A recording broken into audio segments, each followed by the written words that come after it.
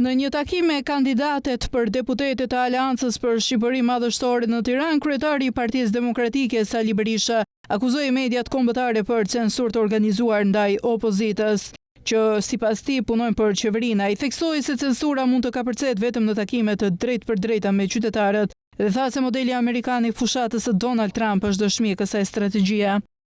Ne kemi një përsi të madhe, lista është lista më e mirë që është paraqitur ndonjëherë Tiranës dhe Shqipërisë, qoftë kjo e grave dhe vajzave, qoftë dhe e burrave dhe djemve.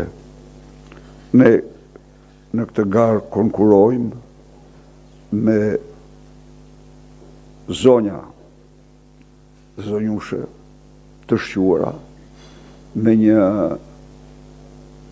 identitet të fort, individualitet të vërtet dhe arritje të pamohueshme.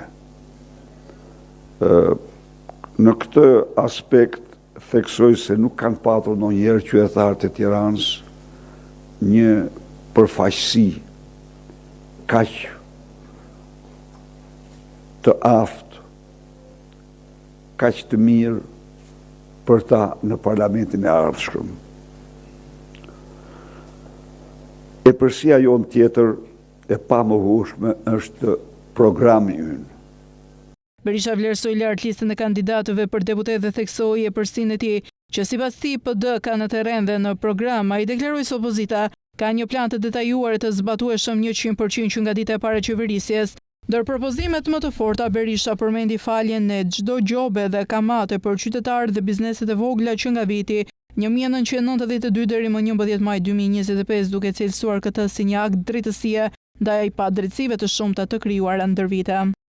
Ne kemi premtuar faljen e çdo gjobe për qytetarët shqiptar që është vendosur para datës 11 maj e gjerë në vitin 92. Çdo gjobë, çdo kamat zerohet, bëhet inekzistente për çdo gjë. Duam t'i çlirojmë qytetarët shqiptar nga makthet e padrejtësive që ata kanë përjetuar ndër vite. Kreu i Partisë Demokratike akuzoi kryeministin Edi Rama se i ka kopjuar programin e opozitës duke përmendur propozimin për pensionin minimal 200 euro dhe faljen e gjobave që sipas tij ishin ide të Partisë Demokratike të dorëzuara në parlament shumë më parë.